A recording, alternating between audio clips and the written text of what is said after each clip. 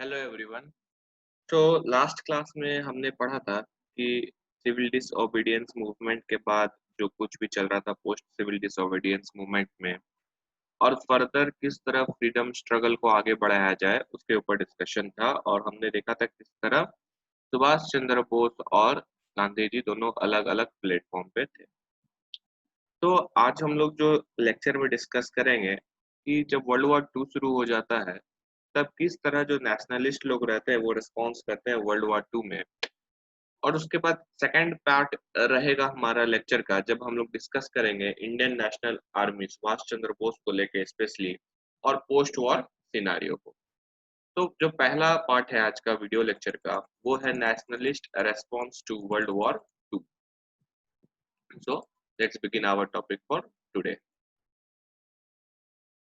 तो बात है 1 सितंबर 1939 का। 1 सितंबर 1939 को जर्मनी एक्चुअली अटैक्ड पोलैंड। और ये जो एक्शन था जर्मनी के द्वारा पोलैंड पे अटैक करने का इसके कारण क्या होता है सेकेंड वर्ल्ड वॉर शुरू हो जाता है। फिर सितंबर 3 1939 को ब्रिटेन भी जो है वो वॉर डिक्लेयर कर देता है जर्मनी के ऊपर। और ब्रिटिश गवर्नमेंट ऑफ इंडिया क्या करती है वो भी डिक्लेयर कर देती है अपने मन मर्जी से बिना इंडियंस से पूछे कि हाँ इंडियंस जो है वो सपोर्ट कर रहे हैं वॉर को विदाउट कंसल्टिंग इंडियन ओपिनियन। इस बात से कांग्रेस खफा हो गई कि बिना हमसे पूछे कैसे ऐसे डिक्लेयर कर सकती है ब्रिटिश गवर्नमेंट। तो Congress did not like the unilateral action of the British of drawing India into the war without consulting the Indian.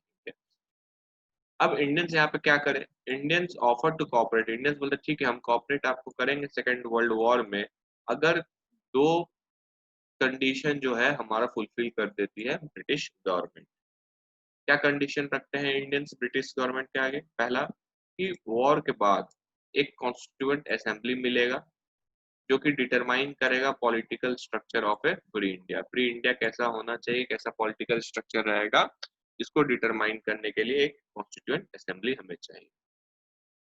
दूसरा कि इमीडिएटली अभी तुरंत कुछ जेन्युइन रिस्पॉन्सिबल गवर्नमेंट हमें सेंटर पे स्टैब्लिश करने दो तभी हम वॉर में सपोर्ट करेंगे ब्रिटिश गवर्नमेंट।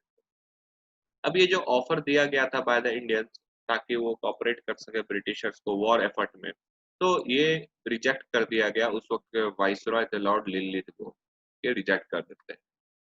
और ब्रिटिश के प्राइम मिनिस्टर थे उस समय कैम्बरलिन, ये बोलते हैं कि वो लोग जो ये युद्ध लड़ रहे हैं they are fighting this war to give the right of self determination for the colonies की कॉलोनीज को सेल्फ डिटर्मिनेशन मिले। तो कांग्रेस बोलती है ठीक है अगर तुम सेल्फ डिटर्मिनेशन के लिए बोल रहे हो लड़ रहे हैं कि कॉलोनीज को मिले तो इंडिया को भी सेल्फ डिटर्मिनेशन दो। तो ब्रिटिश पीएम कैम्बरलिन क्या बोलते हैं कि नहीं, ये जो मैंने बोला ये सिर्फ अप्लाई होता है बाकी सब कॉलोनीज के लिए एक्सेप्ट इंडिया। इंडिया पे ये चीज अप्लाई नहीं होता है क्योंकि इंडिया जो था सबसे प्राइज्ड कॉलोनी था ब्रिटेन का। और इसके जवाब में कांग्रेस गवर्नमेंट क्या करती है अपने 8 प्रोविंसेस में जो सरकार बनाई थी 1937 इलेक्शन में उससे रिजाइन कर देती है। तो वो जो इलेक्शन हुआ था 1937 का प्रोविंसेस के लिए राज्य के लिए उसमें कांग्रेस की सरकार सिर्फ 28 महीने के लिए ही रूल करती है और वहां से रिजाइन करके निकल जाती है to participate in the freedom struggle. अब क्या होता है कांग्रेस वर्किंग कमेटी का मीटिंग बुलाया जाता है वर्धा में और यहाँ पे पूछा जाता है कि क्या किया जाए। तो बहुत सारा ओपिनियंस आता है, डिफरेंट ओपिनियंस आता है, ठीक है, कि क्या किया जाए ब्रिटिश के वॉर एफर्ट्स में। तो यहाँ पे देखते हैं एक्चुअली टोटल आउटकम तुम देखोगे तुम लोग कि 3 आउटकम मिलके आता है। पहला गांधी जी को लेके गांधी बोलते हैं कि ब्रिटिश और जो उनके साथ है एलाइज कंट्रीज ये लोग फाइट कर रहे हैं ये युद्ध वॉर फॉर डेमोक्रेसी के लिए है और वर्ल्ड पीस के लिए है। तो वर्ल्ड जो है विश्व जो है can not afford victory of dictator. Germany में जो डिक्टेटर थे हिटलर उसका विक्ट्री अगर हो गया तो वो खराब होगा वर्ल्ड के लिए। इसलिए हमें क्या करना चाहिए, we should not do anything which में hamper war preparation of British. इसलिए हमें ऐसा कुछ नहीं करना चाहिए जिससे ब्रिटिश को नुकसान हो। और अगर पॉसिबल हो तो हमें क्या करना चाहिए नॉट डू एनीथिंग विच में hamper the war preparation of British and if possible we should support British in the war, और अगर पॉसिबल हो सके तो हमें ब्रिटिशर्स को सपोर्ट करना चाहिए वॉर में। मतलब गांधी जी फेवर में थे कि हाँ ब्रिटिशर्स को सपोर्ट कर दो। सुभाष चंद्र बोस दूसरा आइडियोलॉजी, ये बोलते हैं कि देखो ऐसा नहीं है, एलाइज जो है और ना ही एक्सिस पावर्स, दोनों जो लड़ रहे हैं, कोई डेमोक्रेसी कोई वर्ल्ड पीस के लिए नहीं लड़ रहा है। अगर लड़ रहे हैं तो फिर वो वर्ल्ड पीस कैसे हो गया? तो यही कहना था सुभाष बोस का, इट इज इल्यूजनरी, ये सब धोखाधड़ी है सबके आंखों में, और ना ही ये कोई कॉलोनियल वॉर है। Hence, we must capture the opportunity to exploit British and launch a massive movement for independence. Subhash Bose कहते हैं कि अभी ही अपॉर्चुनिटी है, ब्रिटिशर्स को एक्सप्लॉइट करो और एक मैसिव मूवमेंट लॉन्च कर दिया against British to get India's independence. तीसरा जो था व्यू वो था जवाहरलाल नेहरू का, ये बोलते हैं कि it was not a war for democracy, ये तो डेमोक्रेसी का वॉर है ही नहीं पहली बात, लेकिन एक इंपीरियल वॉर है। इंपीरियल वॉर मतलब अपना कॉलोनी को बचाने का, कॉलोनी को रखने ही के लिए ही ये वॉर लड़ा जा रहा है। फर्दर बोलते हैं जवाहरलाल नेहरू कि अगर डिक्टोरियल पावर जीत जाता है जैसे कि हिटलर, तो ये भी अच्छा नहीं होगा तुम्हारा वर्ल्ड पीस के लिए। इसलिए दोनों तरफ हमारा ही नुकसान है, कोई भी जीते। इसलिए हमें क्या करना चाहिए? हमें कुछ नहीं करना चाहिए। We should not do anything which may harm British war preparation. ऐसा कुछ नहीं करो कि ब्रिटिश जिससे हार जाए, और ना ही बैठे रहो साइलेंट हाथ पे हाथ धरे हुए। एंड कॉपरेट कॉपरेट करने भी नहीं बोल रहे, बस चुपचाप बैठ के देखने बोल रहे हैं नेहरू जी। अब यहाँ पे क्या था, गांधी जी को फील होने लगा कि वह जो है पूरे आइडियोलॉजी में वाज मोर और लेस आइसोलेटेड, ने अलग थलग कर दिया गया था उनके स्टैंड में। मोस्टली जो लोग थे या तो फेवर कर रहे थे बोस के या फिर नेहरू को। इन द एंड ये डिसाइड होता है to go with the Nehru's position. Gandhi ji finally बोलते हैं ठीक है नेहरू का पोजीशन सही है, नेहरू के साथ ही चलते हैं, उनका जो आइडिया है। तो वह फाइनली अडॉप्ट हो जाता है सीडब्ल्यूसी का वर्धा सेशन, कि हमें कुछ नहीं करना है, ना ही ऐसा कुछ करना है जिससे ब्रिटिशर्स को नुकसान हो, और ना ही उनको कॉपरेट करना है वॉर में। मार्च 1940 आते आते रामगढ़ सेशन आता है कांग्रेस का, जिसके प्रेसिडेंट बनते हैं अबुल कलाम आजाद। और यहाँ पे सभी लोग एग्री कर जाते हैं कि that the battle must be waste, but there was disagreement over the form. अब यहाँ पे आते आते क्या हो जाता है कि लोग बोलते हैं ठीक है अब हमें क्या होता है, आजादी चाहिए ही चाहिए, लेकिन किस फॉर्म में होना चाहिए ये हमें नहीं पता। तो यहाँ पे यह डिसाइडेड होता है कि फॉर्म किस फॉर्म में हमें बैटल करना चाहिए, ब्रिटिश से लड़ना चाहिए या वायलेंस होना चाहिए, नॉन वायलेंस होना चाहिए, किस प्रकार का होना चाहिए और कब होना चाहिए, क्योंकि वर्ल्ड वॉर चल रहा है। तो ये सब जो है गांधी जी के ऊपर छोड़ दो डिसाइड करने के लिए कि कब करना है और कैसे करना है। कांग्रेस फाइनली डिक्लेयर कर देती है इस सेशन में कि the people of India would accept nothing less than complete independence.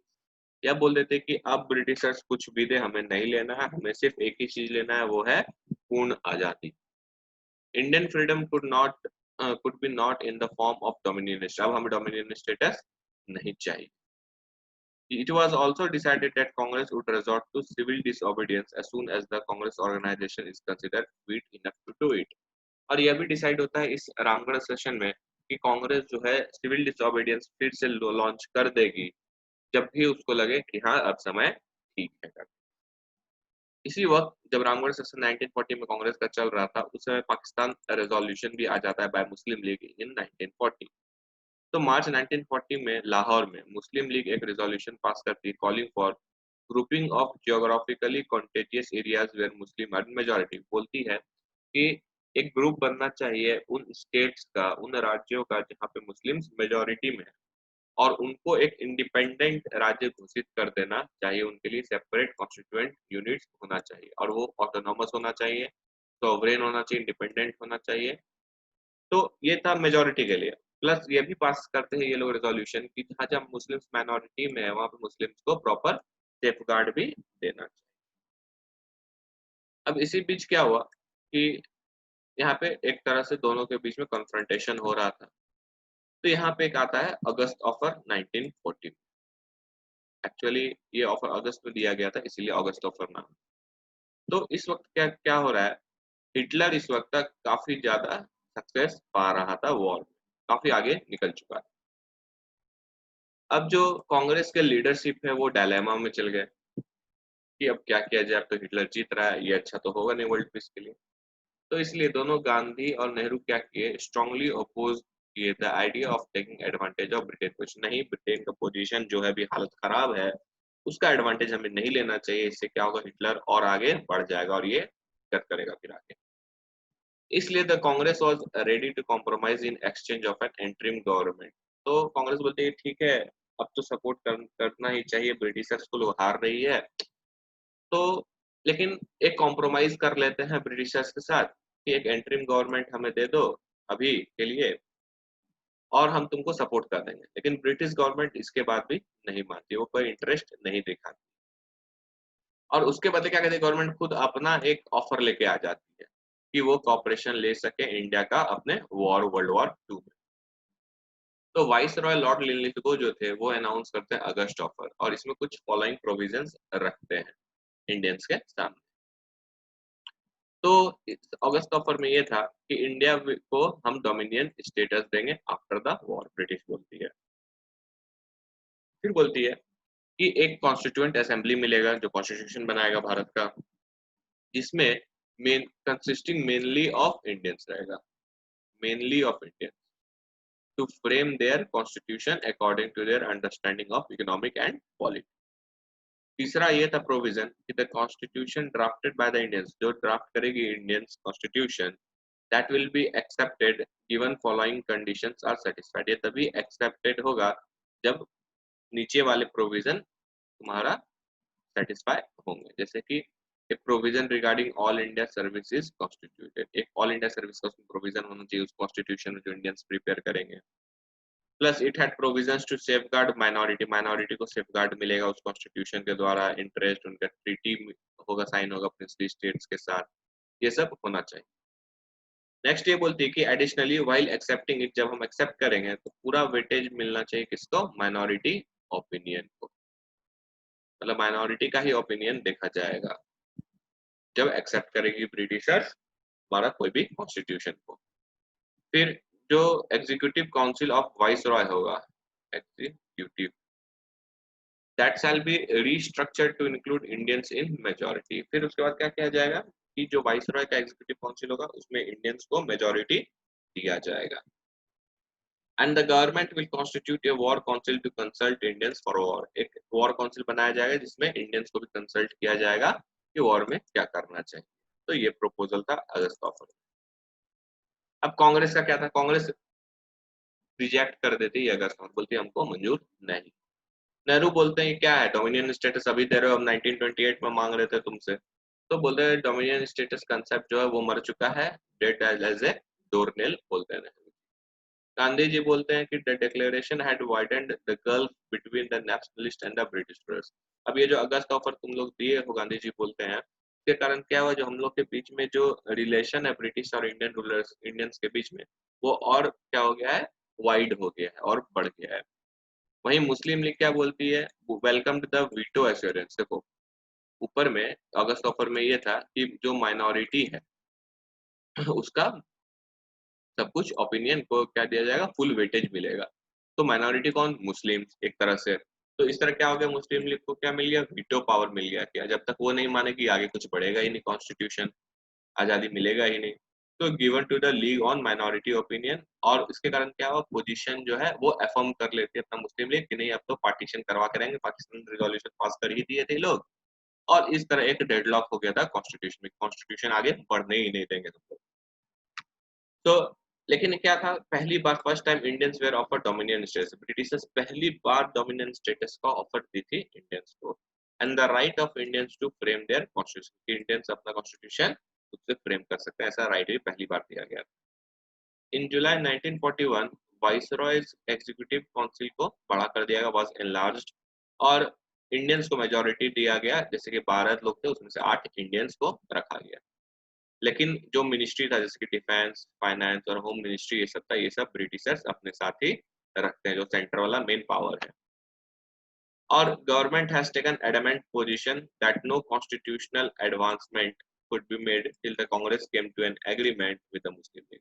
अब यहाँ गवर्नमेंट भी बोलते कि नहीं हम कोई आगे बढ़ेंगे ही नहीं कॉन्स्टिट्यूशनल एडवांसमेंट को लेकर जब तक कांग्रेस और मुस्लिम लीग एक ना हो जाए, एक मत पे ना आ जाए, एक चीज डिसाइड ना कर, क्या कि दोनों अलग अलग प्लेटफॉर्म में, दोनों एक दूसरे को अपोज कर रहा है।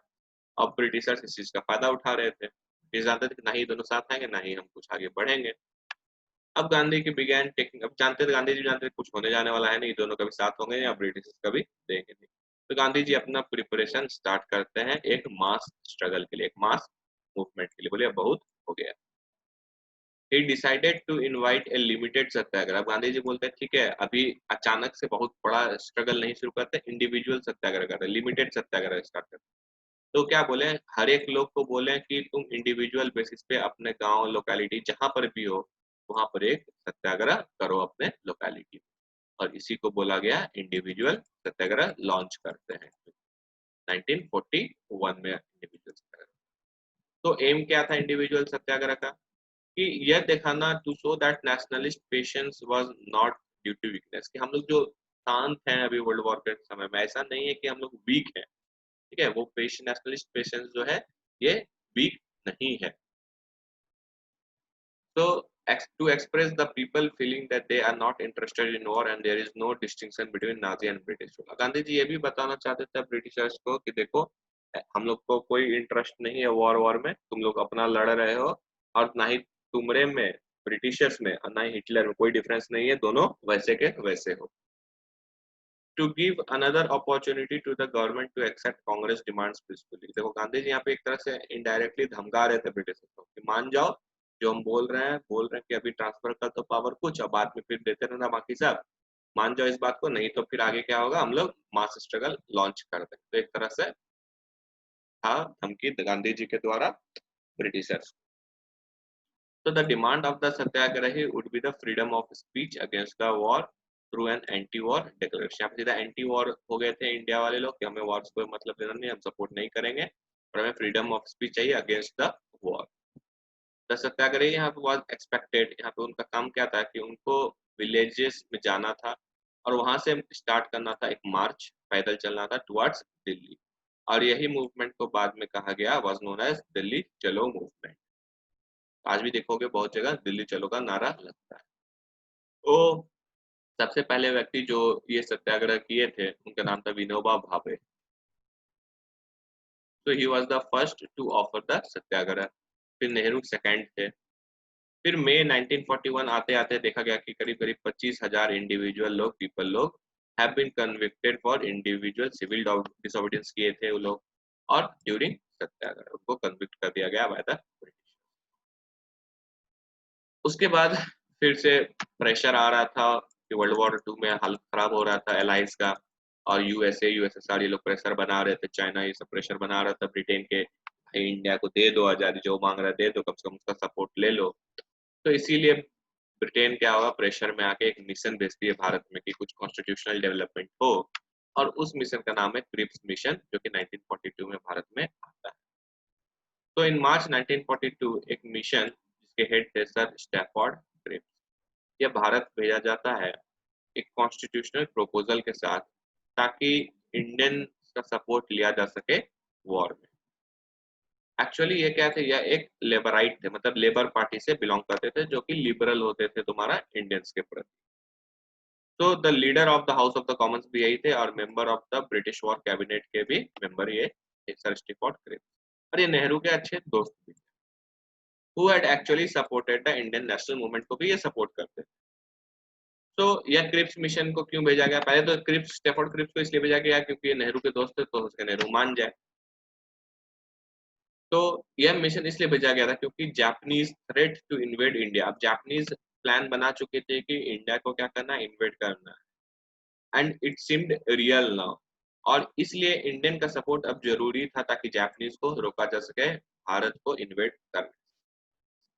और जैसे कि मैंने पहले भी बताया कि प्रेशर था ब्रिटेन के ऊपर from the allies USA USSR मतलब आज का जो यूनियन सोवियत संघ, Russia, China, to seek Indian cooperation in world war 2। और तीसरा, Indian nationalist had agreed to support the allied cause if substantial power was transferred immediately and complete independence was given after the war. इस चीज पे वो लोग agree हो चुके थे, लेकिन ब्रिटिश यहाँ खेला करना चाहती थी, जल्द ऐसे आजादी कैसे दे देगी तुरंत में। तो देखते हैं क्रिप्स मिशन ने क्या क्या प्रपोज किया भारत में, तो उसका की प्रपोजल हम लोग देखते हैं। बोला कि ठीक है एक इंडियन यूनियन देंगे और डोमिनियन स्टेटस तुम लोग को थमा देंगे, एक कॉन्स्टिट्यूएंट असेंबली भी देंगे वॉर के बाद, लेकिन और मेंबर्स जो होगा इस असेंबली का वुड बी पार्टली इलेक्टेड होगा फ्रॉम द प्रोविंस और पार्टली नॉमिनेटेड होगा किसका, प्रिंसेस का, जो प्रिंसली स्टेट्स। और जो डिफेंस होगा इंडिया का आर्मी वो ब्रिटिश के हाथ में ही रहेगा और गवर्नर जनरल का पावर जो पहले से था वो रहेगा ही।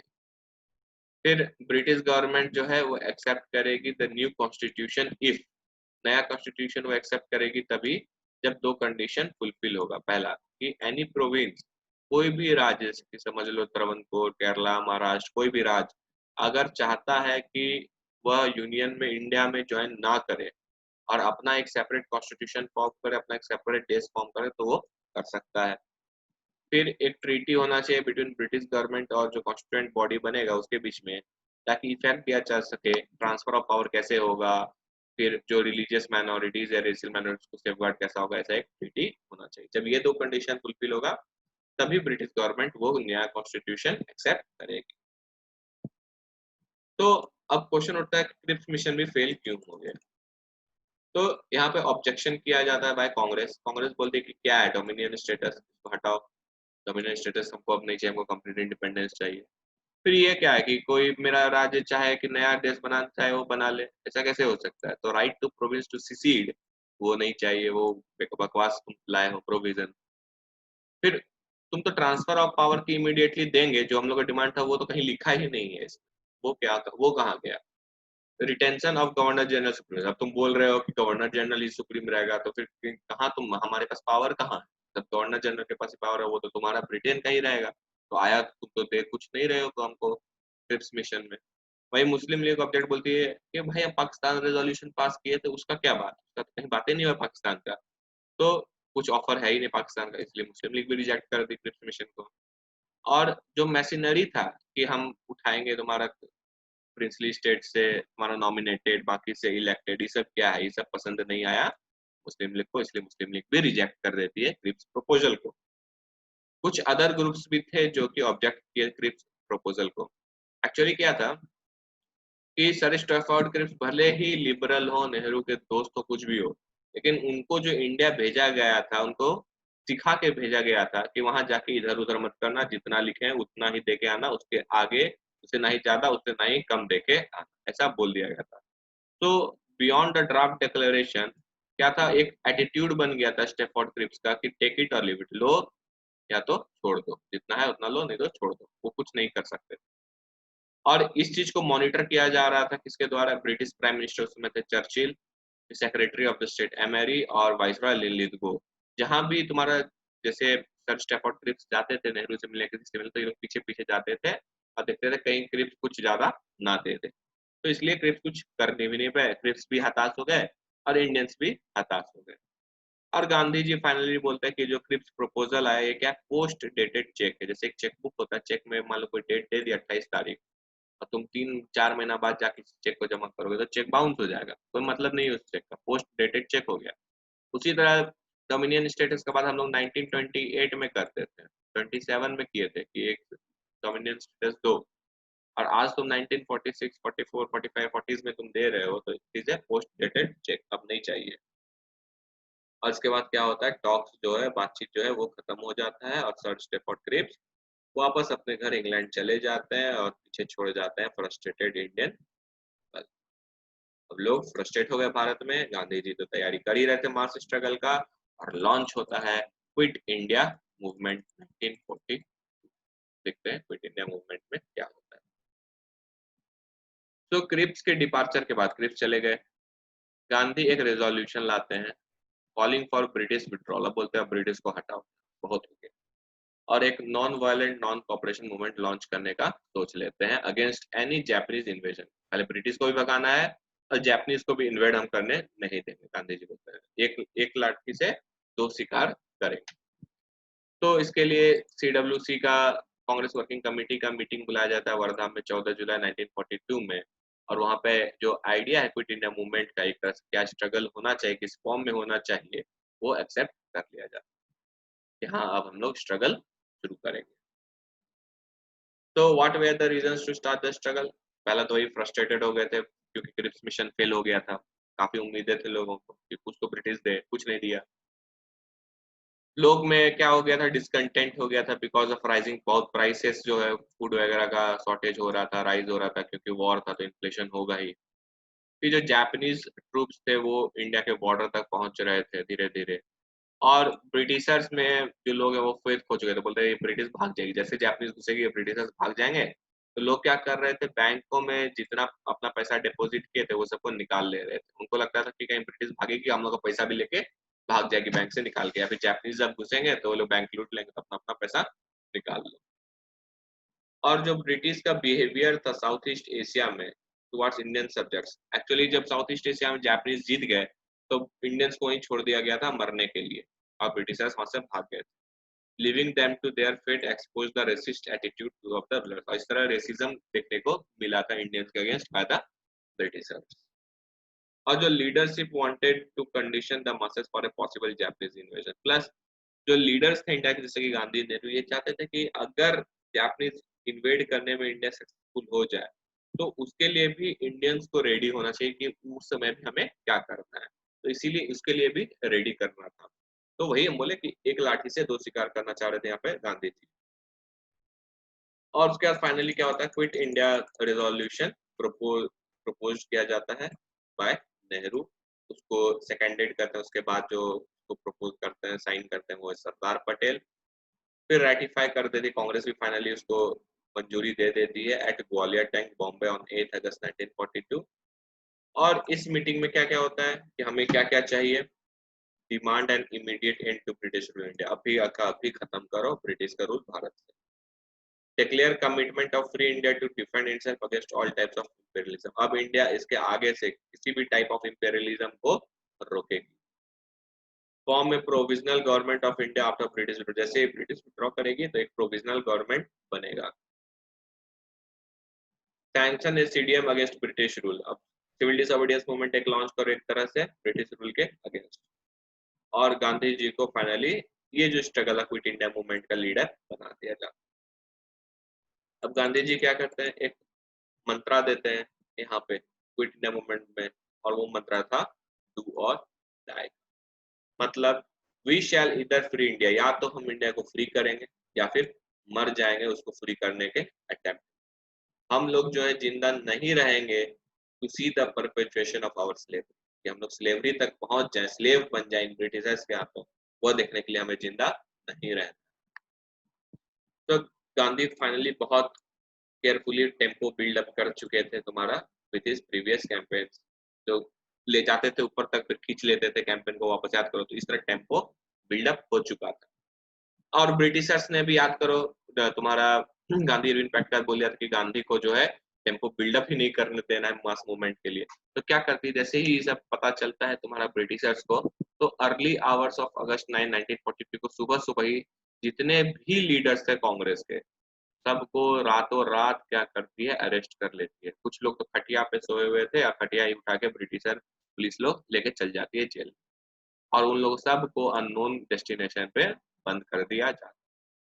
और कांग्रेस को बोल दिया जाता है कि तुम गैर कानूनी संगठन हो, अनलॉफुल एसोसिएशन हो। द रिमूवल और स्टैब्लिश्ड लीडर्स लेफ्ट, अब क्या हो गया, अब कोई लीडर है नहीं, बचा कौन, यूथ। यूथ का तो ऐसे ही दिमाग गर्म था ब्रिटिशर्स के ऊपर, और उनको डायरेक्शन देने वाला कोई नहीं बचा। तो यंगर मिलिटेंट एलिमेंट्स क्या हो गया, अपने मन से इनिशिएटिव लेने लगा और वायलेंस पे पूरा उतर गया। अरुणा असफली एक थी जो कि प्रिसाइड की थी कांग्रेस कमेटी का सेशन 9 अगस्त, और वहां पे फ्लैग होस्ट की थी।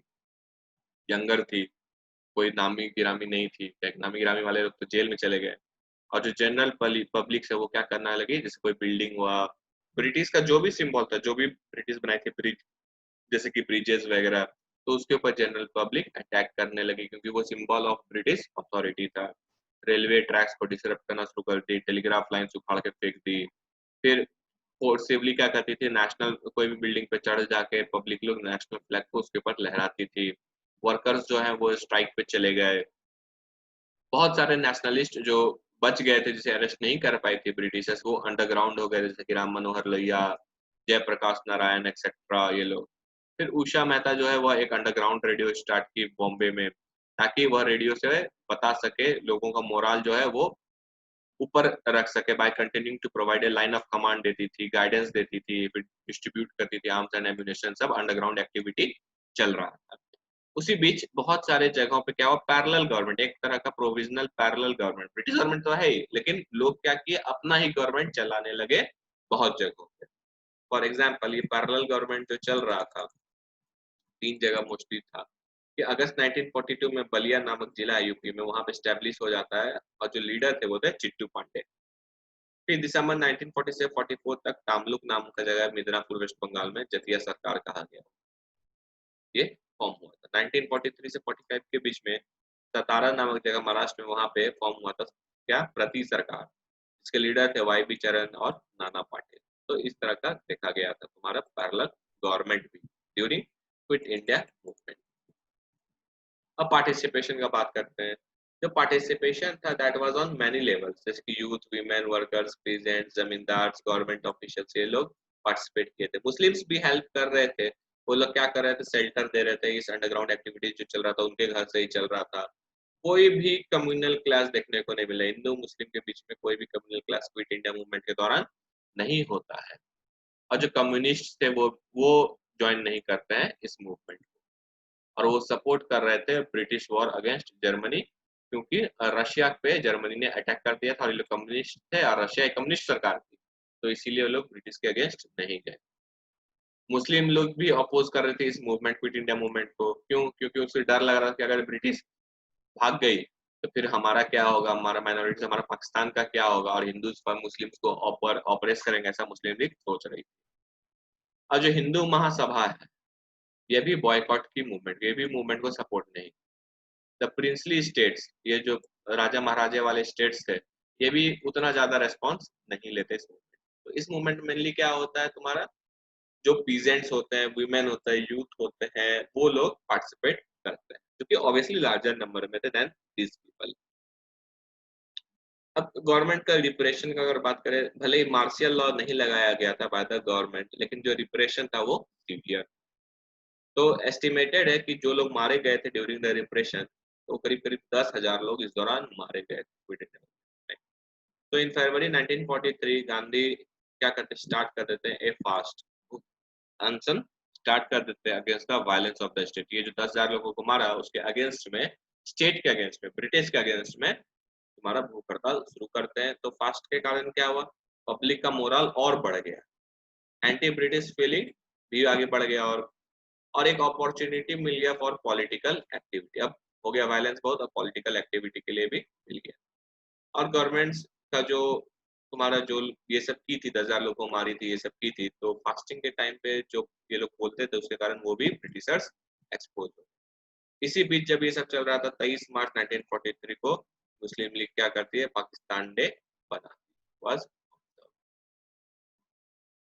लेकिन हमारा जो देश का जो हालात था यहीं पे, यहाँ तो खराब था इस वक्त, और भी खराब हो गया था during world war two because of famine of 1940।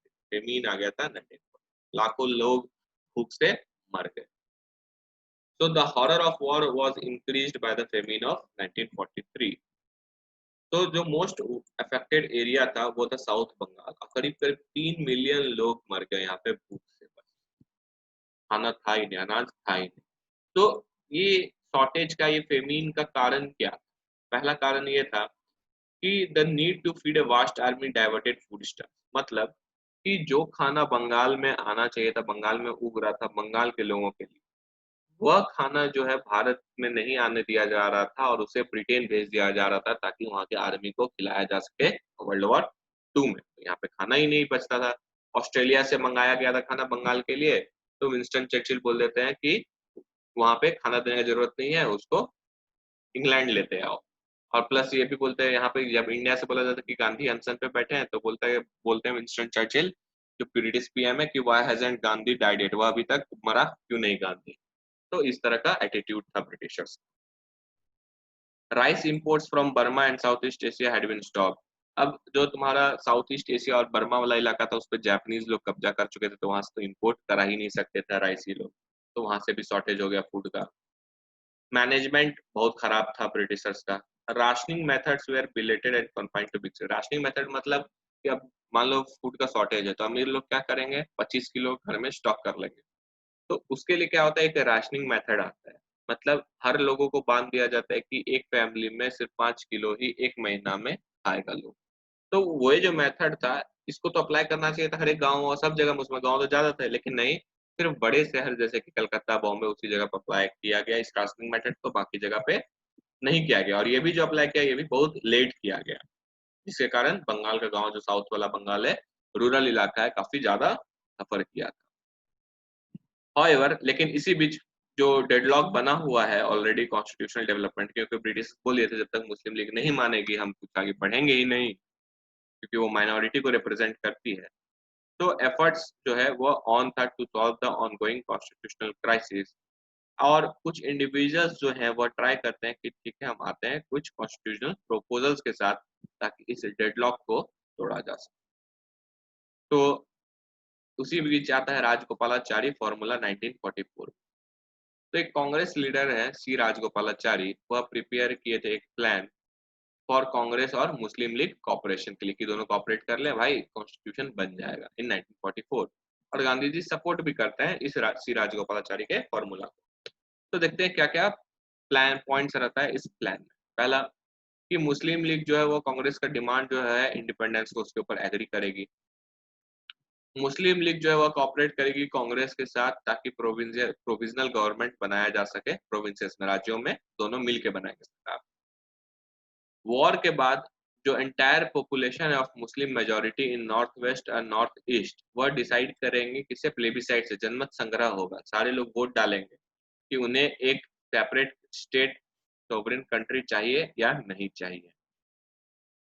और अगर एक्सेप्टेंस हो जाता है, अगर वहां की पब्लिक एक्सेप्ट कर लेती कि हाँ पार्टीशन होना चाहिए, तो agreement to be made jointly for safeguarding defence, commerce, communication etcetera. बोलते ठीक है कि अगर लोग एक्सेप्ट कर ले कि हाँ पार्टीशन होना चाहिए, फिर भी जो डिफेंस, कॉमर्स और कम्युनिकेशन होगा वो एक होगा। मतलब बाकी सब पावर भले सेपरेट होगा, लेकिन तीन चीज एक होगा, यूनियन एक होगा, सेंटर कॉमन सेंटर होगा। और जो एवर्ब टर्म्स है वह ऑपरेट तभी होगा अगर इंग्लैंड फुल पावर इंडिया को ट्रांसफर कर।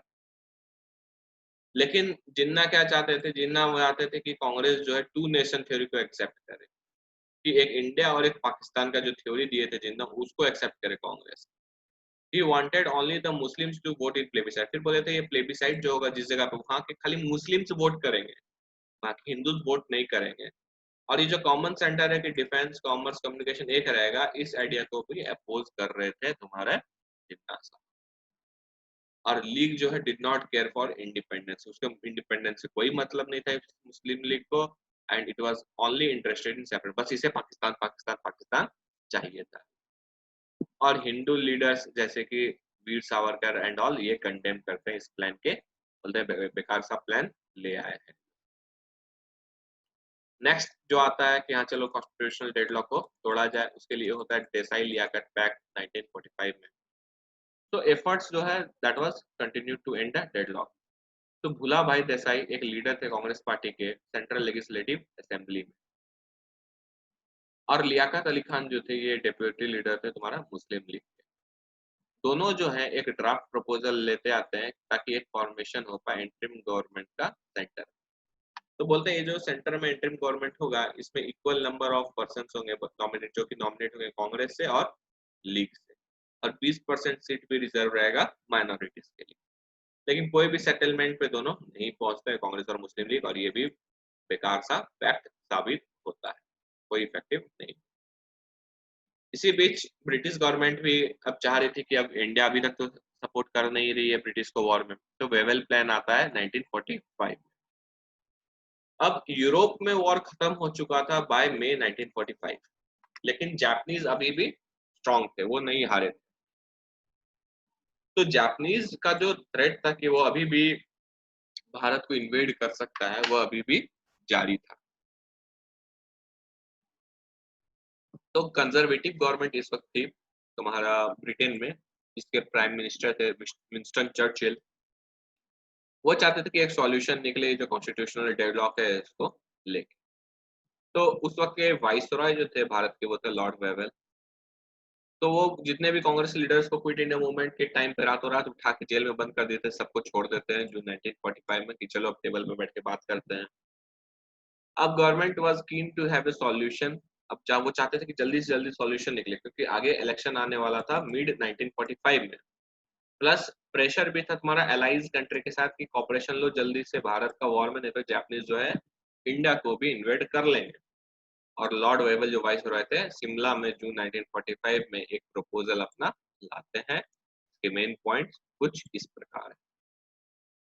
तो इस वेबल प्लान में क्या था कि with the exception of governor general और commander in chief all members of the executive council vacate, बोलते हैं एग्जीक्यूटिव काउंसिल जो वाइस रॉय का है उसमें सिर्फ वाइस रॉय और कमांडर इन चीफ यानी मिलिट्री के जो हेड है वो ब्रिटिशर रहेंगे, बाकी जितने लोग हैं वो इंडियंस रहेंगे। फिर हिंदूज और मुस्लिम्स कास्ट जो है उनके जितने कास्ट है सबको इक्वल रिप्रेजेंटेटिव मिलेगा तुम्हारा। फिर बोलता है ये प्लान वेबल प्लान कि द रिकंस्ट्रक्टेड काउंसिल, जो काउंसिल है जो रिकंस्ट्रक्टेड है ये was to function as an interim government, यही इंटरिम गवर्नमेंट बनेगा। लेकिन जो काम करेगा ये government that will be according to the government of India act 1985। The Governor General was to exercise his veto on the advice of ministers. तो governor general कैसे काम करेगा, भले मिनिस्टर्स के एडवाइस पे काम करेगा लेकिन गवर्नर जनरल के पास वीटो पावर रहेगा नहीं मानने का बात तुम्हारा मिनिस्टर्स का भी। एक जॉइंट लिस्ट सबमिट करना होगा सारे लोगों को, वाइसरॉय को, सारे पार्टीज को, ताकि वो नॉमिनेट कर सके अपने मेंबर्स को एग्जीक्यूटिव काउंसिल के लिए। फिर possibilities were to be kept open for, हाँ ठीक है पॉसिबिलिटीज ओपन कर दरवाजा खुला रखते हैं कि अगर आपको कुछ नेगोशिएशन करना है इस नए संविधान में तो वो भी दरवाजा खुला रहेगा। Once the war was final, लेकिन तभी होगा ये चीज जब हम लोग वॉर जीत जाएंगे। वॉर कब जीतेंगे इसका कोई ठिकाना नहीं था उस वक्त। अब कांग्रेस बोलते हैं क्या फिर से वही पुराना ऐसा प्लान तुम लोग लेते आए हो। और क्या ये लोग ऐसा था इस प्लान के द्वारा चाहता था कि कांग्रेस का जो है उसको बना दे सिर्फ हिंदू पार्टी, लोग जाने कि कांग्रेस सिर्फ किसका पार्टी है, हिंदू का पार्टी है।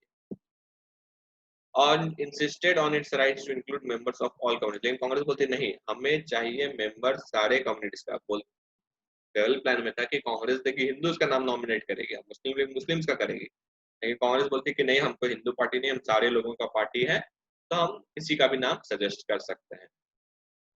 मुस्लिम लीग भी यहाँ पे बोलती है कि हमें एक वीटो दो, यहाँ पे हमको कोई वीटो पावर नहीं मिला कि अगर मान लो कल को एक असेंबली बन जाए और उस असेंबली में कुछ ऐसा बिल आ जाए, लॉ पास हो जाए जो कि मुस्लिम के अगेंस्ट हो, तो हम क्या करेंगे, हमको एक वीटो दो कि हम उसके ऊपर कोई वीटो लगा दे और उस बिल को ही रोक दें। तो वो मुस्लिम लीग डिमांड करती है और इसके बाद क्या होता है, टॉक्स बातचीत खत्म हो जाता है, टूट जाता है ब्रिटिशर्स मुस्लिम लीग और कांग्रेस के बीच में तीनों फ्रंट पे। और एक तरह से समझ लो मुस्लिम लीग को क्या हो गया, एक वर्चुअल वीटो फिर से मिल जाता है कि भाई हम जब तक नहीं मानेंगे आगे बढ़ेगा ही नहीं बात। तो इसके कारण क्या हो, मुस्लिम लीग का पोजीशन और ज्यादा मजबूत हो जाता है और ज्यादा बूस्ट मिल जाता है जिन्ना को, और वो अपने आप को और से समझने लगता है।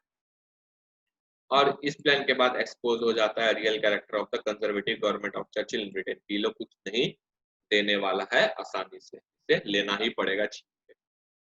तो ये था ऑल अबाउट हियर।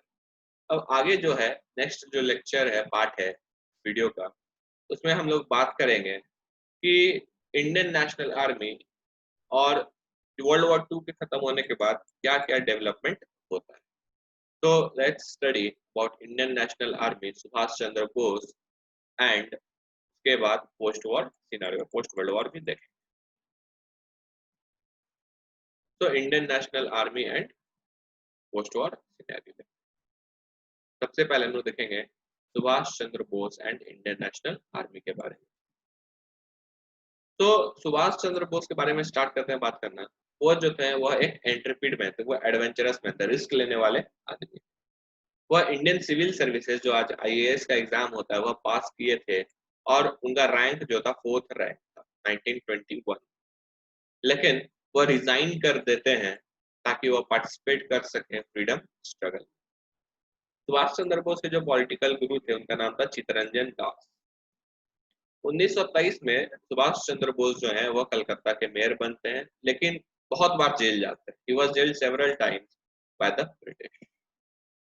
अब जो था हमें पहले भी पता कि जब हरिपुरा और त्रिपुरी सेशन हम लोग देख रहे थे कि बोस और गांधी जी में नहीं पड़ता था, तो बोस जो है वो फॉलो नहीं कर सकते थे गांधी का तरीका। इसलिए वो डिसाइड करते हैं कि हम अपना तरीका से लड़ेंगे इंडिपेंडेंस के लिए भारत का। तो बोस को हमें पता ही कि कांग्रेस से निकाल दिया गया था, प्रोविंशियल प्रेसिडेंट जो है बंगाल के उससे भी हटा दिया गया था, 3 साल के लिए उनको बैन भी लगा दिया था कि कोई ऑफिस पे नहीं रह सकते हैं। तो Bose finally he was got arrested in July 1940 में उन्हें ब्रिटिश क्या करती अरेस्ट कर लेती, क्योंकि वह एक सत्याग्रह लॉन्च किए थे against the proposed monument of Holwell in Calcutta. एक मूर्ति लगने वाला था हॉलवेल का कलकत्ता में, उसके अगेंस्ट सत्याग्रह किए थे और उन्हें पकड़ लिया गया था, अरेस्ट कर लिया गया था 1940 में बाय द ब्रिटिश। लेकिन उन्हें रिलीज कर दिया गया और उन्हें हाउस अरेस्ट कर दिया गया था, बोलता आप घर से आप बाहर नजर बंद कर दिया गया था दिसंबर 1940 में। लेकिन जनवरी 1941 तक वो क्या करते हैं, वह निकल जाते हैं अपने घर से चुपचाप के और किसी को पता भी नहीं चलता है, और पहुंचते कहाँ है, पेशावर, पाकिस्तान में आज पेशावर। और अपना नाम बदल के एक्चुअली वहां पहुंचते हैं, अपना नाम रखते हैं जियाउद्दीन। और उनको इस चीज में हेल्प कौन करता है, भगत राम नामक व्यक्ति। बाद में यह पता चलता है, सुनने को मिलता है कि वह भारत भी छोड़ दिए हैं ताकि वह बाहर से जाके हेल्प ला सके और भारत का जो स्ट्रगल है वो मदद कर सके बाहरी ताकतों से। इसलिए वह रशियंस के पास जाते हैं कि वह कि चलो रशियंस हेल्प करेंगे भारत को उसके फ्रीडम स्ट्रगल। लेकिन जून 1941 में हमें पता है कि वर्ल्ड वॉर में रशिया जो है वो भी एलाइज के साथ हो गया था, ब्रिटेन के साथ हो गया था और जर्मनी के अगेंस्ट में, जिसके कारण बोस जो है काफी डिसअपॉइंट हो जाते हैं और उसके बाद वो चले जाते हैं रशिया से जर्मनी। जर्मनी पहुंच के बोस जो है वो मिलते हैं किससे, हिटलर से, और अपना नाम चेंज करके मिलते हैं। अपना नाम रखते हैं यहाँ पे ओरलैंडो मोजोटा, जब वो हिटलर से मिलते हैं। अब हिटलर के हेल्प से एक आर्मी क्रिएट करते हैं जिसका नाम होता है फ्रीडम आर्मी या फिर मुक्ति सेना, फॉर्म करते हैं सुभाष चंद्र बोस। इस मुक्ति सेना या फ्रीडम आर्मी में जो लोग रहते हैं वो क्या होता है, प्रिजनर ऑफ वॉर्स होते हैं, मतलब वर्ल्ड वॉर में जो लोग लड़ रहे थे ब्रिटिश गवर्नमेंट के साथ जर्मनी के अगेंस्ट, तो जर्मनी बहुत लोग कैप्चर कर ली थी। तो ये लोग क्या थे, देवर कैप्चर्ड बाय जर्मनी और इटली के द्वारा कैप्चर किए गए थे, लेकिन इंडियन ओरिजिन के। तो द्रेसडेन नामक जगह पे जर्मनी में वहां पे ऑफिस बनाया जाता है इस फ्रीडम आर्मी का, मुक्ति सेना का। तो बोस यहाँ पे जर्मनी में जब थे उन्हें जर्मन के लोग नेताजी के नाम से जाना चाहते, इसलिए नेताजी सुभाष चंद्र बोस हम लोग उन्हें बोलते हैं। और वहां से यह स्लोगन दिए थे, जय हिंद का, freedom India centre in Germany. तो ये जो आइडिया था क्रिएटिंग एन आर्मी ऑफ, एक आर्मी बनाना है प्रिजनर ऑफ वॉर्स का, यह ओरिजिनली जो आइडिया था ये था मोहन सिंह नामक व्यक्ति। मोहन सिंह जो था यह भी एक इंडियन आर्मी ऑफिसर था जो कि रेफ्यूज कर दिया था कि तुम्हारा ये रहता था मलाया में, जो सिंगापुर मलेशिया इंडोनेशिया वाला इलाका है, साउथ ईस्ट एशिया, वहां पे था। तो वहां पे यह एक ऑफिसर था ब्रिटिश में, और ब्रिटिश आर्मी वहां से भाग ही गई थी जब जापानीज इन्वेजन हो रहा था। लेकिन यह नहीं भागा था, यह वहां पे रुक गया था, बोला था हम ब्रिटिशर्स के साथ नहीं जाएंगे, और ये मिल गया जाके जापानीज लोग के साथ। और जापानीज के पास जाके बोलता है कि हमें इंडियन प्रिजनर ऑफ वॉर्स दे दो ताकि हम ब्रिटिशर्स के अगेंस्ट लड़ सके भारत में। और ये तो फायदा का बात है जापानीज को, तो इसलिए प्रिजनर ऑफ वॉर्स को क्या किया, हैंडेड ओवर कर दिया गया था to Mohan Singh by the Japanese. और मोहन सिंह जो है वह फॉर्म करता है Indian national army, INA formation होता है। और बाय एंड ऑफ 1942 करीब करीब 40,000 लोग इस इंडियन नेशनल आर्मी को ज्वाइन कर लेते हैं। इंडियन नेशनल आर्मी को एक बूस्ट तब मिलता है जब भारत में क्विट इंडिया मूवमेंट लॉन्च हो जाता है। लेकिन बहुत ही जल्द देखने को मिलता है कि जापानीज और मोहन सिंह के बीच में पटता अच्छा नहीं है, और मोहन सिंह को क्या किया जाता है, कैप्चर कर लिया, कस्टडी में ले लिया जाता है बाय द जापानीज।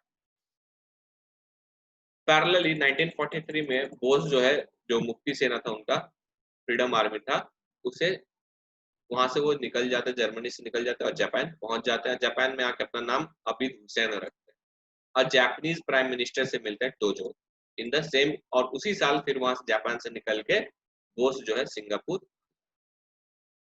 मीनवाइल रास बिहारी बोस, याद करो जब रेवोल्यूशनरी एक्टिविटी फर्स्ट फेज वाला पढ़ रहे थे, जो कि जापान भाग गए थे from India in 1915 after a failed revolutionary activity गदरवाला में, and became a naturalised citizen of Japan के सिटीजन बन गए थे।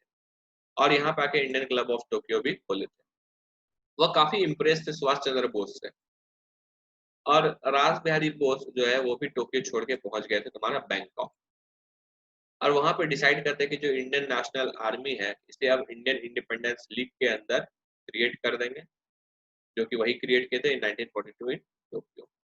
क्योंकि मोहन सिंह को तो जापानीज ले लिए, तो अब इंडियन नेशनल आर्मी का क्या होगा, तो जो इंडियन इंडिपेंडेंस लीग बनाए थे रास बिहारी बोस उसमें उसको मिला देते।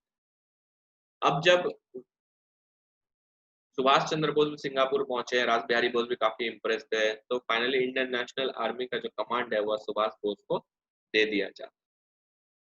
He reached Singapore and met Ras Bihari Bose, where he was made the leader of Indian Independence League का लीडर बनाया जाता है, और इंडियन नेशनल आर्मी का भी इन 1940। 21 अक्टूबर 1943 को सुभाष बोस जो है वह फॉर्म करते हैं एक provisional government of for free India at Singapore. मतलब एक ब्रिटिश इंडियन गवर्नमेंट तो इंडिया में है ही, लेकिन ये सिंगापुर में रहते हुए एक इंडिया के लिए गवर्नमेंट बना दिया कि अब ये गवर्नमेंट है भारत के लिए, भले ही ये बाहर है। मतलब जैसे ही इंडिया पहुंचेंगे ये लोग होंगे, जैसे कि उसमें एच सी चैटर्जी नामक व्यक्ति को बोल दिया कि आप फिनेंस मिनिस्टर होंगे, एम एयर ब्रॉडकास्टिंग के होंगे, लक्ष्मी स्वामीनाथन वो वुमेन डिपार्टमेंट देखेंगे, इस तरह का बना दिया गया। अब यहाँ पे जो बोस साहब थे वह एक स्लोगन देते हैं काफी फेमस है, give me blood I will give you freedom, तुम मुझे खून दो मैं तुम्हें आजादी दूंगा। यह दिए थे वही मलाया। और ये जो आर्मी था इनका, इस आर्मी में एक वीमेन रेजिमेंट भी थी, लड़की लोग भी थी इस रेजिमेंट, और इस रेजिमेंट का नाम था रानी झांसी रेजिमेंट। ठीक है, यह भी इंडियन नेशनल आर्मी में। दिस प्रोविजनल गवर्नमेंट, ये जो प्रोविजनल गवर्नमेंट था तुम्हारा, यह वॉर डिक्लेयर कर देता है एलाइज पे, यानी ब्रिटेन यूएसए यूएसएसआर पे डिक्लेयर कर देता है। और इस इंडियन नेशनल आर्मी का हेडक्वार्टर जो है इसको शिफ्ट कर दिया जाता है रंगून, बर्मा इन जनवरी 1944। यही रंगून से आर्मी जो है वह मार्च करती है विद द वॉर करा चलो दिल्ली। और 6 नवंबर 1943 आते आते अंडमान एंड निकोबार आइलैंड्स भी जापानीज जो है वह इंडियन नेशनल आर्मी को दे देती है, सुभाष बोस को थमा देती है। और इस आइलैंड्स को उस समय रीनेम किया जाता है एज शहीद द्वीप और स्वराज द्वीप नाम रखा जाता है। फिर पता नहीं बाद में नेहरू को क्या चढ़ा और अंडमान एंड निकोबार कर दिया गया, शहीद द्वीप और स्वराज द्वीप, शायद पसंद नहीं हो उनको। 6 जुलाई 1944 सुभाष बोस जो है वह एड्रेस करते हैं, वह बोलते हैं महात्मा गांधी को, वह उन्होंने ही बोला था महात्मा गांधी को as a father of nation, अपने आजाद हिंद रेडियो से संबोधित किए थे। वह बोलते हैं गांधी जी का को कि हमें मुझे आशीर्वाद दीजिए, मुझे ब्लेसिंग्स दीजिए कि हमें जो लड़ने जा रहा हूँ India last war of independence, ये जो उनका आजाद हिंद फौज फौज था वो फाइनली बर्मा क्रॉस करता है और भारत के मिट्टी पे आता है 18 मार्च 1944। 14 अप्रैल 1944 को colonial Malik of Bahadur group वह फाइनली इंडियन नेशनल आर्मी का फ्लैग होइस्ट करता है for the first time on Indian soil. कहाँ पे? मोइरांग मणिपुर नामक जगह पे। और यही मोइरांग मणिपुर में अभी करेंटली इंडियन नेशनल आर्मी का एक मेमोरियल कॉम्प्लेक्स भी बनाया गया है। ऑन 15 अगस्त 1945 जापानीज सरेंडर कर जाती है सेकेंड वर्ल्ड वॉर में। क्यों? क्योंकि हिरोशिमा नागासाकी पे एटॉमिक बम गिरा देता है यूएस, और जापानीज को हार मानना पड़ता है। इसी के साथ इंडियन नेशनल आर्मी को भी सरेंडर फाइनली करना पड़ता है ब्रिटिशर्स को। और 18 अगस्त 1945 को रिपोर्टेडली 15 अगस्त को सरेंडर की इंडियन नेशनल आर्मी, क्योंकि जापानीज हार गए, कोई सपोर्ट करने वाला है नहीं। और 18 अगस्त को सुभाष चंद्र बोस का रिपोर्ट आता है कि वह उनकी मृत्यु हो चुकी है एक एयर क्रैश में, एक प्लेन क्रैश में ताइवान में, Taipei. But when the Indian national army, ये जो prisoner of war Indian national army जो ब्रिटिश के अगेंस्ट लड़ रहे थे, जब इन्हें वापस इंडिया लाया जाता है, brought back to India after the war, ताकि उनका कोर्ट मार्शल किया जा सके, तो एक पावरफुल मूवमेंट भारत में इमर्ज होता है इनके सपोर्ट। बोला जाता नहीं, इनके साथ ये सब नहीं होना चाहिए। तो अब वॉर खत्म हो चुका है, वर्ल्ड वॉर। अब देखते हैं भारत में क्या सीन बनता है, post war scenario.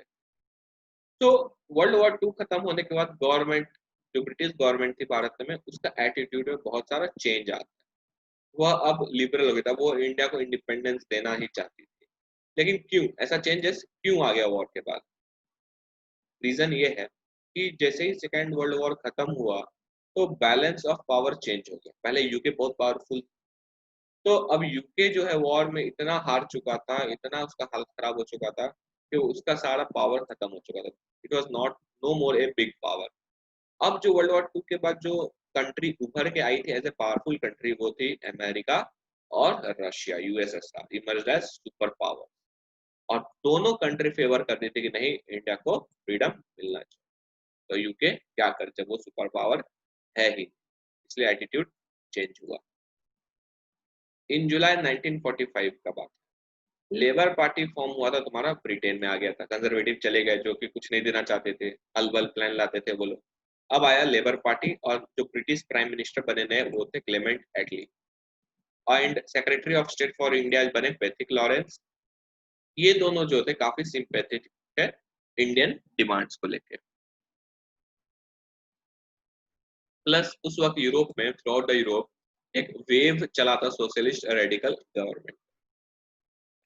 British soldiers भी काफी थक चुके थे वॉर लड़ लड़ के, और ब्रिटिश इकोनॉमी का भी हालत खराब था वॉर के कारण, क्योंकि बहुत खर्च हो चुका था। अब एंटी इंपेरियलिस्ट वेव भी चला था कि नहीं, अब कोई कॉलोनी वोलोनी नहीं बनाएगा उस वक्त, क्योंकि साउथ ईस्ट एशिया में भी बहुत सारे एफर्ट्स चल रहा था कि वहाँ पे जो फ्रेंच और डच रूल कर रहे थे उनको भी बाहर निकालने का।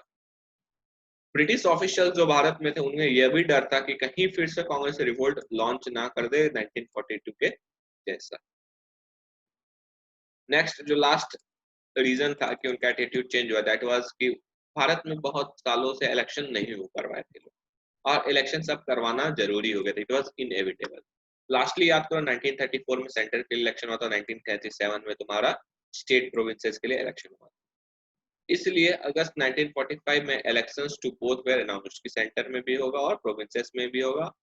और फाइनली सितंबर 1945 में यह अनाउंस होता है कि एक कॉन्स्टिट्यूएंट असेंबली भी दिया जाएगा, कन्वीन किया जाएगा आफ्टर द इलेक्शन। इलेक्शन के बाद हम लोग कॉन्स्टिट्यूएंट असेंबली दे देंगे आप लोग को, और इलेक्शंस फाइनली हेल्ड होता है 1945-46। इसी बीच जो नेशनलिस्ट सेंटीमेंट है कि आईएनए का ट्रायल्स चल रहा था, इंडियन नेशनल आर्मी वाले लोग का कोर्ट मार्शल चल रहा था, तो लोग काफी गुस्सा हो रहे थे ब्रिटिशर्स पे, इसके कारण काफी वायलेंट हो गए थे कुछ लोग, कॉन्फ्रंटेशन हो रहा था अथॉरिटी के साथ। और ठंडा का मौसम था 1945-46 का, और उसी बीच इसी आईएनए के ही अराउंड इर्द गिर्द क्या हो गया, 3 मेजर अपसर्ज होता है भारत। देखते हैं क्या क्या अपसर्ज। पहला था नवंबर 21, 1945 में कलकत्ता में ओवर आईएनए ट्रायल्स। एक स्टूडेंट प्रोसेशन निकाला गया था, जुलूस निकाला गया था, कुछ कॉलेज स्टूडेंट्स थे, forward bloc sympathisers. Forward bloc जो कि बनाया गया था तुम्हारा विद इन कांग्रेस ही बाय द सुभाष चंद्र बोस, तो उसके भी कुछ लोग थे, कुछ स्टूडेंट्स थे, ये लोग थे। वो लोग क्या किए, फ्लैग्स जो है वो बांध लिए थे as a symbol of anti imperialist unity, और डलहौजी स्क्वायर है कलकत्ता में, वहां तक गए थे जो कि सीट ऑफ गवर्नमेंट था कलकत्ता। ये जो प्रोटेस्टर्स थे ये जाके घेर लिए थे डलहौजी स्क्वायर को, और वहां से रिफ्यूज करके हम यहाँ से हिलेंगे जब तक आईएनए ट्रायल्स को रोका नहीं जाए।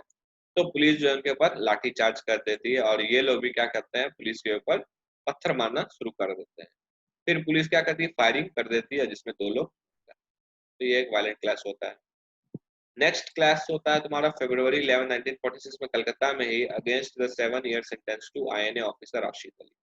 राशिद अली को 7 साल का सजा सुनाई गया था, जो कि एक आईएनए ऑफिसर थे इंडियन नेशनल आर्मी के। ये जो प्रोटेस्ट था that was led by Muslim League students, लोग इसको लीड किए थे, in which some Congress and communist student organisations join. तो ये लोग ज्वाइन करते हैं, और more arrest and agitation students were lathi charge. बहुत ज्यादा अरेस्ट भी होता है और बहुत ज्यादा लाठी चार्ज भी होता है। लेकिन तीसरा वाला सबसे इंपॉर्टेंट है। ये तीसरा वाले को कहा जाता है कि this was the last nail in the British coffin. British का जो डेड बॉडी का जो ताबूत था तैयार, उसका जो लास्ट वाला कील था ठोका गया था, वो यही था।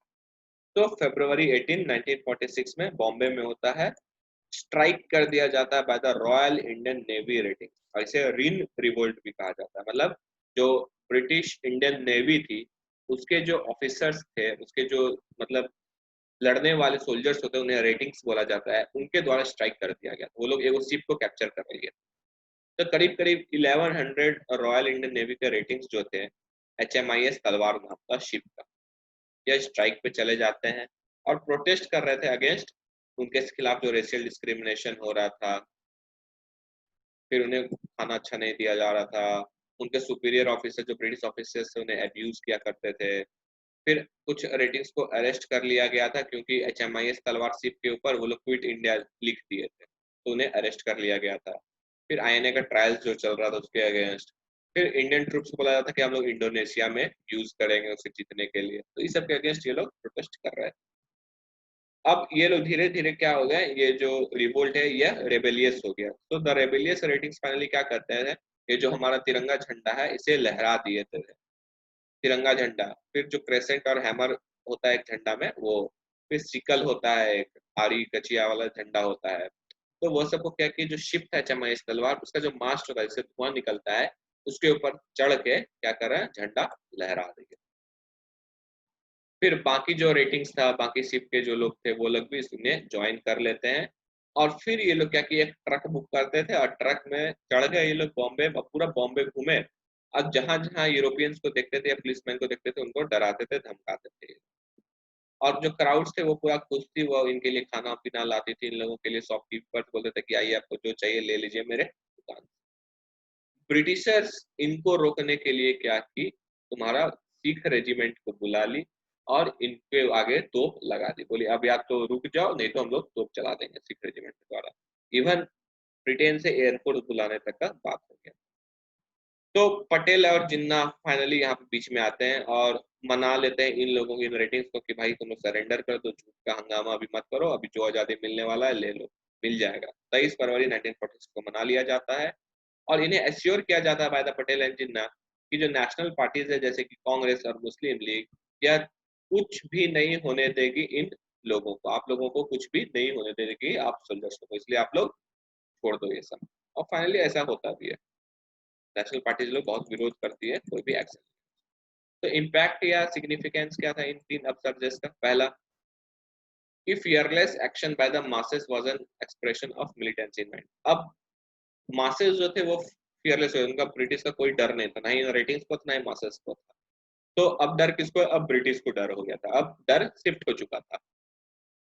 It had great liberating effect on people, अब पीपल को शांति मिल रहा था कि चलो अब आर्मी भी हमारे साथ हो गई, इंडियन जो आर्मी में काम कर रहे हैं। ये जो रीन रिवोल्ट था, हम बताए जैसे पहले, this was seen as a last nail in the British, British के ताबूत पे एक लास्ट नेल था। और जो decision to send cabinet mission was taken in January 9, और इसी के डर से एक फाइनल मिशन भेजने का प्लान बनाया गया जिसे कैबिनेट मिशन कहा जाता है 1946 में। और हम लोग बढ़ चलते हैं टुवर्ड्स इंडिपेंडेंस विद पार्टीशन। तो कल के लेक्चर में हम लोग पढ़ेंगे कि इंडिपेंडेंस कैसे मिलता है कैबिनेट मिशन के बाद और पार्टीशन होता है भारत का। कोई डाउट तो you can comment me, otherwise thank you for watching my